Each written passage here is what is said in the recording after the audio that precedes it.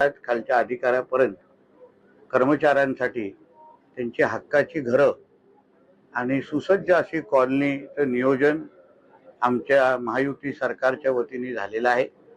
जिल्ह्यामध्ये या खात्याअंतर्गत होणारी कामाला अजून गती मिळाली पाहिजे, ताकद मिळाली पाहिजे, यासाठी अधिकाऱ्यांची स्वतःची घरं असणं हे अत्यंत महत्त्वाचं आहे। आणि म्हणून मी आदरणीय गिरीश महाजन साहेब, राधाकृष्ण विखे पाटील साहेब आणि आमचे राज्याचे मुख्यमंत्री आदरणीय देवेंद्र फडणवीसजी आणि आमच्या दोन्ही उपमुख्यमंत्र्यांचं मनापासून सिंधुदुर्गाच्या वतीने मी आभार मानेन। कारण का जसं मी भाषणात बोललो की आमच्याकडे अधिकारी वर्ग कधी कधी येण्यासाठी 2 वेळा विचार करतो आणि म्हणून ज्या पद्धतीने अगर अशा पद्धतीने सुसज्ज असं त्यांच्या राहण्यासाठी अगर क्वार्टर बांधत असतील किंवा बंगले देत असतील तर भविष्यामध्ये आमच्या सिंधुदुर्गाकडे येणाऱ्या अधिकाऱ्यांचा ओढ निश्चित पद्धतीने वाढेल आणि त्याचा थेट परिणाम, चांगला परिणाम आमच्या जिल्ह्याच्या विकासावर निश्चित पद्धतीने होईल। राजकीय प्रश्न आहे, आता आमचं ऑपरेशन तोडवा सुरू होणार आहे असं संजय राऊत म्हणतात। लक्षात घ्या, मुळामध्ये ऑपरेशन टायगर जे झालेलं आहे त्याच्या बाबतीमध्ये त्या शिवसेना पक्षाचे सगळे जे काही प्रमुख नेते मंडळी त्याच्याबद्दल त्यांनी माहिती दिलेली आहे। आता त्यावर तुम्ही तुडवा जुडवा बुडवा काही बोललात, पण मुळामध्ये ह्याचा जबाबदार कोण हेही कधीतरी विचार करायला पाहिजे। जसं तृणमूल काँग्रेसमध्ये एक अभिषेक बॅनर्जी आहे, तसा उबाटाचा अभिषेक बॅनर्जीला आपण का त्याला काही प्रश्न विचारत नाही? कधीतरी आदित्य ठाकरेला पण ह्याच्या बाबतीमध्ये प्रश्न विचारला पाहिजे की बाबा तू असताना तुझे खासदार काय सोडून गेले? मग तृणमूलचा अभिषेक बॅनर्जी, उबाटामध्ये आदित्य ठाकरे, साम्य आहे, तो पण अभिषेक ए आणि ए आहे। मग कदाचित अभिषेक बॅनर्जीला आता हेल्मेट घालून जसं पश्चिम बंगालमध्ये फिरण्याची वेळ आली आहे, एक आता हेल्मेट मी आदित्य ठाकरेला पण गिफ्ट पाठवणार आहे। कारण का महाराष्ट्रामध्ये फिरताना चुकून कुठेतरी चपला आणि अंडी आल्या तर त्यासाठी हेल्मेट हवा ना, पण आता पेंग्विन हेल्मेट मध्ये कसा दिसेल हा एक वेगळं संशोधन आहे।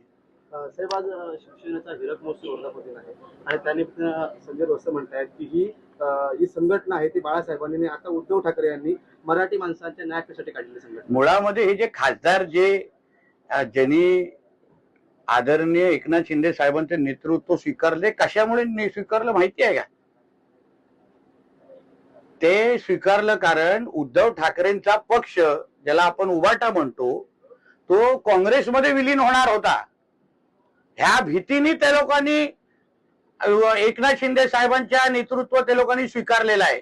म्हणजे मूळ बाळासाहेबांचा विचार जे काँग्रेसच्या विरोधी विचार होते, मी माझ्या शिवसेनेचा कधीच काँग्रेस व्हायला देणार नाही, नाहीतर मी माझं दुकान बंद करून, असं बोलणारे आमचे हिंदू हृदय सम्राट बाळासाहेब ठाकरे ह्या सगळ्या विचाराला तिलांजली देऊन उद्धव ठाकरे जेव्हा काँग्रेसमध्ये विलीन होण्याचा विचार करत होते, मी तर हेही ऐकलं आदित्य ठाकरे आणि राहुल गांधीच्या ह्या बाबतीमध्ये बैठका पण झालेल्या।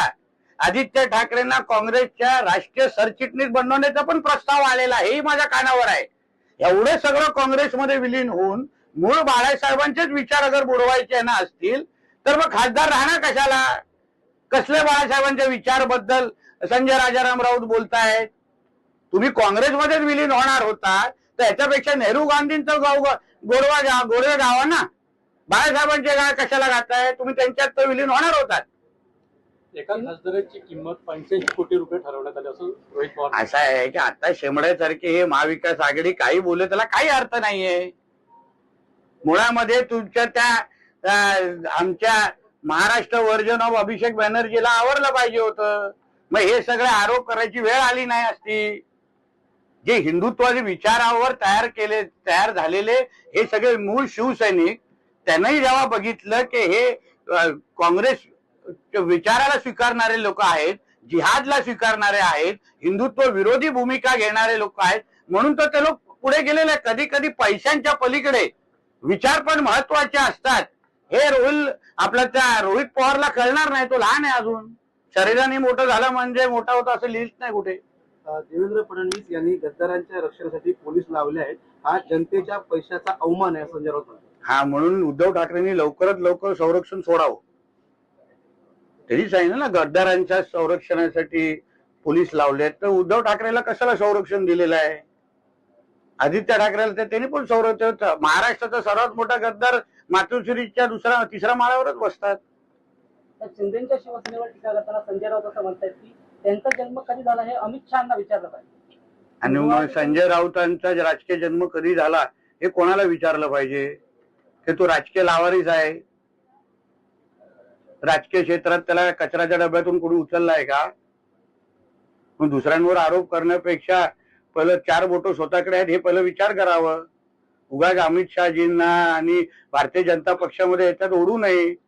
हा शिंदे साहेबांच्या शिवसेनेनी तुमच्यावर बाळासाहेबांच्या विचाराला न्याय देण्याच्या दृष्टिकोनातून टाकलेलं पाऊल आहे. तुझ्यासारखा राजकीय धर्मांतर त्याचं झालेलं नाहीये बाकीच्या लोकांचं. राजकारणामध्ये कोणी अमर नाही.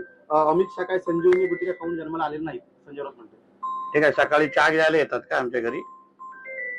की सकाळी आम्ही कुठली जडीबुटी खातो, औषध का पितो, चहा कशी पितो, काळी पितो, दूधवाले का द्यायला आलाय काय? तेच काम राहिलं आता, हाऊसकीपिंग. साहेब, आम्ही गिरगावकर यांनी दोन्ही ठाकरे बंधूंना एक पत्र पाठवलंय आणि त्यामध्ये ते असं म्हणतायत की आता आपणच मराठ्यांचे हिंदू हृदय सम्राट बाळासाहेब ठाकरे आहात. कोणाला पाठवलं? दोन्ही ठाकरे बंधूंना पत्र पाठवलं. कोणी पाठवलं? आम्ही गिरगावकर. आता ते मला पत्र वाचलेलं नाहीये, पण हिंदू हृदय सम्राट, हिंदुत्व आणि उद्धव ठाकरे आणि आता काय संबंध राहिलेला हे मला आतापर्यंत कळलेलं नाही. आता तो संबंध संपलेला आहे. तो त्याच्या रक्त आता हिरवं झालेला आहे.